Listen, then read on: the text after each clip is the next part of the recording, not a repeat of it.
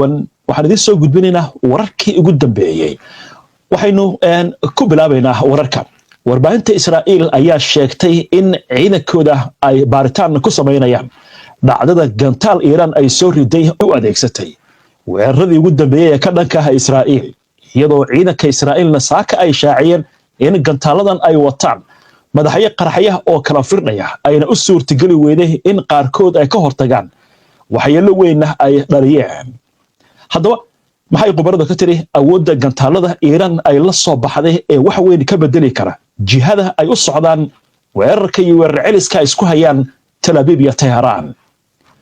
warbixin iyo falaqayn arrimahan ku aadan ayaan idinkugu soo gudbinaynaa qaybta dambe ee barnaamijka ee xubinta falaqaynta wararka kalena waxaa ka mid ah madaxweynaha wasiirka arrimaha dibadda taliska ciidamada Iiraan iyo la taliye sare oo Israa'iil ay sheegtay in ay dishay oo dhamaantood maanta jeediyay hanjabaado iyo dignina ka dhan ah Mareykanka iyo Israa'iil mid ka mid ah digniinta Iiraan waxay sheegtay inay u diyaar garowday dagaal muddo sano yara soconaya Ruushka oo isna maanta si cad uga digay Mareykanka in dagaalka uu ku soo biiro inuu u adeegsado nuclear-ka farsamaysan iyo inuu kharijiyo hogaamiyaha sare ee Iiraan warar dheeraad ah oo ka soo baxaya weerarkii gantaalo ee Iiraan maanta ay ku qaaday koonfurta Israa'iil Iiraan oo la sheegay in gudaha Israa'iil ay ka samaysay arrin halis ah oo dhanka ammaanka maxay tahay arrintaasi xog baan idinkaga haynaa banaanbaxyo ballaaran oo ka bilowday gudaha Iiraan maxay ku aadan yihiin dibadbaxyadani faahfaahin baan idinkaga haynaa ciidamada Iiraan oo shaaciyay inay gacanta ku dhigeen basaas sirdoonka Israa'iil u gudbinayay macluumaad xasaasiya Israa'iil oo weerar xagga cirka ka geysatay gudaha Iiraan oo ay ka mid tahay magaalada Tehran laakiin laga soo riday diyaarado hor leh dhammaan wararkan iyo qodobo kale oo faahfaahsan iyo wixii warar ee soo kordhaytayna hawada ku jirno ayaan idinkugu soo gudbinaynaa barnaamijka wararka maanta American International High School iyo faraca Nairobi haddii aad ubadkaaga aqoon sare la jeclaatid halka aad aadi lahayd iyo kana waa American International High School ee ilmaha haatan u geyso waa aqoonta Kamal American International High School American International High School farciisa Nairobi waxa uu kugu bishaareynayaa inuu ku hayo waxbarasho heer caalami ah oo aad qaadanayso shahaado la aqoonsan yahay isla markaana casharrada lagu bixinayo nidaamka waxbarashada Mareykanka haddii aad ka soo guurtay qurbaha ama aad la doonayso waxbarasho tayo wanaagsan carruurtaada American International High School waxa uu ku diyaariyay waxbarashada dugsiga sare waxa uu iskuulkan wada shaqayn la leeyahay hay'adaha waxbarashada Mareykanka iskuulku waxa uu ku yaala xaafadda Westland ee magaalada Nairobi wixii faahfaahin kala xiriir telefoonada iyo shaqada kaaga muuqda soo dhawaada mar kale daawadayaal si aad u hesho wararka barnaamijyada iyo macluumaadka aynu halkan ka soo gudbino haddii aad ka cusub tahay baraheena bulshada amaba horay aadan ugu xirnayn hadda ku soo biir waana ku mahadsantihiin daawashada barnaamijka maanta ku dhacay deegaanka Beersheba iyadoo aan la soo ridin ama aan laga hortigin gantaalkaasi taasi oo sababtay waxyeelada dad fara badan weerarkan Iiraan ay sheegtay in ay ku bartilmaameysatay xarun ay ka mid yihiin xarumaha hay'adaha militariga iyo kuwa sirdoonka gaar ahaan digitalka ayaa qayb ka ahaa weerar culus oo Iiraan ay qaaday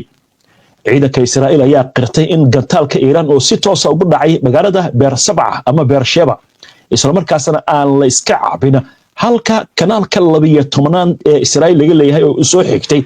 in gantaalka uu siday madax qarax oo miisaankiisu u dhan yahay 300 oo kilogram ciidanka Israa'iil ayaa bayaan ay soo saareen waxay ku sheegeen in kooxaha ku shaqada leh qaraxyada ay u dhaqaaqeen goobta lagu dhuftay gantaalkan Iiraan ka yimid halka booliisku ay sheegeen in kooxaha samata bixintu ay daadgureeyeen dhammaan dadkii ku xandhibnaa dhismaha ee la weeraray god ku hoosiyay waxaana la sheegayaa waxyaalo inay soo gaartay dhanka Iiraan waxaa soo baxaya hanjabaado dhowr ah oo ay jeediyeen madaxda sarsare ee Iiraan aan ku hormarno madaxweyne Mas'uud Pezeshkian ayaa ballan qaaday in jawaabaha dalkiisu ka bixinayo gardarrada Israa'iil ay noqon doonaan kuwa aad u adag isagoo yiri wadada kaliya ee lagu joojin karo dagaalkan waxa ay tahay si shuruud la'aan in loo joojiyo gardarrada iyo in la helo damaanad qaad ku saabsan in la joojiyo howlgallada Israa'iil waxaa sidoo kale uu ku hanjabay in jawaabaha dalkiisa ka dhanka cadowga ay noqon doonaan kuwa ka sii darana oo ay ka shalayn doonaan ficiladooda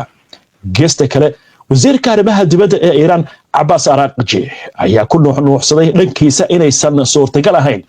wax wada hadal ah oo lala galo Mareykanka isagoo yiri Mareykanku wuxuu doonayaa wada hadal wuxuuna soo diray fariimo culus oo arrintan la xiriira wuxuuna intaasi raaciyay wasiirku waxaan u cadaynay Washington in aan la geli karin wax wada hadal ah inta gardarradu ay socoto waxaan wadaynaa isdifaac sharci ah Araghchi waxa uu ku nuuxnuuxsaday oo kale in difaaca dalkiisa uusan joogsan doonin isla markaasna aysan jiri doonin wax wada hadal ah oo Washington la galo maadaama ay qayb ka tahay dambiyada dagaalka sida uu yiri waxa taasi uu ku daray wax xiriir ah laba ayna lahayn Washington mana la yeelan doono xaaladda hadda taagan inta lagu jiro wuxuu sidoo kale farta ku fiiqay in wada hadalka Iran ay kula jirto wadamada Yurub ee Geneva ka socda ay ku kooban yihiin arrimaha nuclearka iyo kuwa goboleeda isagoo sidoo kale ku nuuxnuuxsaday in aysan cidna kala xaajoon karin awoodaha gantaaladooda maadaama ay yihiin kuwa lagu difaacayo dhulka Iran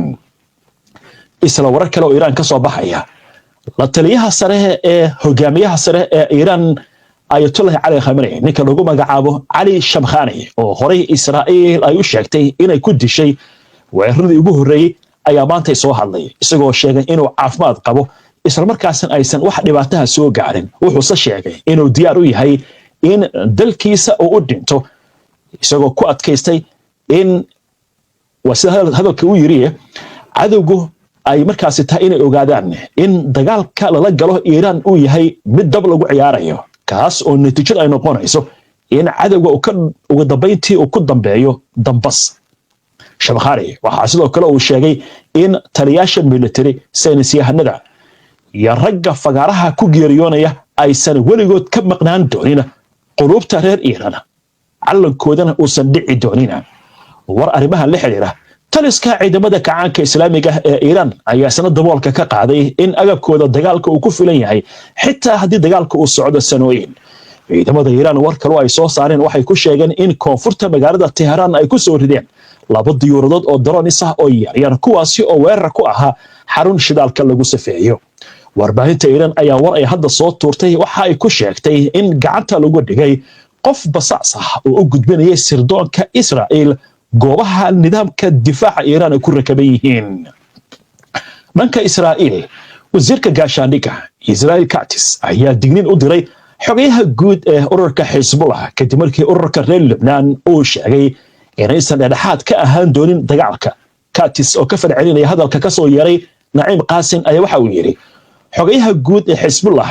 wali waxba kama baran meesha ay ku dambeeyeen kuwii ka horeeyay wuxuuna ku hanjabay in uu tilaabo qaadayo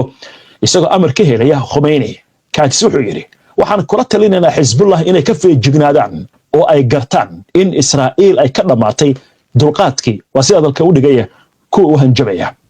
war kale oo Israa'iil ka yimid afayeenka militariga Israa'iil ayaa ku andacooday in howlgalkooda militari ee ka dhanka Iran uu sii socon doono wuxuuna yiri waxaan sii wadeena beegsiga goobaha nuclearka ee Iran waxaanu ku andacooday sida dalka u dhigaya burburinta saldhigyada gantaalada Iran inay ka caawinayaan gaarista waxa uu ugu yeeray yoolalka dagaalka afayeenka hadalkiisa sii wata waxa uu yiri weeraradii xalay Iran soo qaaday waxaan iskaga difaacnay hubkayaga iyadoo la soo riday gantaaladaasi in badan oo kamid ah inkastoo la xaqiijiyay gantaaladu inay ku haabsadeen goobo kala duwan isla wararka Israa'iil sanduuqa magdhowga caymiska ee Israa'iil ayaa maanta daboolka ka qaaday in 30,735 dacwado magdhow dalbasho ah ay soo gaareen tani markii dagaalku uu bilowday kuwaasi oo la xiriira burbur soo gaaray guryaha gaadiidka iyo qalab kale sabab la xiriira weerarada gantaalada ee Iran xilli ay sii socdaan gantaalada ay isweydaarsanayaan Tehran iyo Tel Aviv sanduuqu waxa uu sheegay 25,000 oo dacwadad oo magdhow dalbasho ay quseeyaan burburka dhismayaasha 30,000 ay quseeyaan burburka qalabka halka 2,623 ay ku aadan yihiin gaadiidka dhammaan dadkan ayaa doonaya in magdhow laga siiyo burburka hantidooda waxaa sidoo kale la xaqiijiyay in 3,000 oo qof oo Israa'iiliyiin ah laga daadguriyay guryahoodii Khamiistii shalay ahayd oo kaliya taasi oo guud ahaan ka dhigaysa 8,190 qof tani markii uu bilowday dagaalka dhinaca kale waxa la sheegayaa in ilaa iyo 5,000 oo Israa'iiliyiin ah in iyagana guryahoodii ay burbureen kuwaasi oo la sheegayo in sanduuqa caymisku uu u ballan qaaday in loo celin doono lacago magdhow ah. arrintan ayaa la sheegayaa saameyn weyn inay ku yeelanayso dhanka dhaqaalaha Israa'iil. sababta waxaa la leeyahay maalintii 8aad wax shaqaha ma socoto, goobihii ganacsiga way xiran yihiin, dhaqdhaqaaq ganacsi ma jiro, Israa'iil go'doon bay ku jirtaa, wax diyaarado imaanaysa ma jirto. hadda intaynu barnaamijka ku jirnay shirkadda diyaaradaha ee EasyJet ayaa waxay ku dhawaaqday inaysan tegayn Israa'iil ilaa iyo bisha November. diyaaradan dabcan waa diyaarad ka mid ah diyaaradaha ugu qiimaha jaban xagga tigidhada Yurub iyo meelo kale oo caalamka ka mid ah. waxaana la sheegayaa taas inay dhibaato ku noqonayso dadka Israa'iiliinta. dhinaca kale waxaa leeyahay dad aad u fara badan ayaa waxay ku jiraan godadka dhulka hoostiisa. arrintaasi oo la sheegayo dadku xitaa inaysan heli karin inay dharka iska bedelaan ama ay helaan cunto ku filan. waxaana la sheegayaa Israa'iiliintu inay ku fakarayaan dagaalkan inuu ku dhamaan karo 48 saacadood, laakiin sida muuqata arrinta waa la iskala tegay intii la yaqiin. hagaag waxaan u gudbi doonaa goordhow. ruushka oo war culus soo saaray 3 dignin oo isku xigta ayuu hal mar u diray ruushku Iiraan, raalli ahada Mareykanka. waxaan kaloo eegi doonaa warar kale oo arrimaha ku aadan iyo falaqayntii. laakiin intaan u gudbin qodobadaasi aynu eegno jawiga cimilada.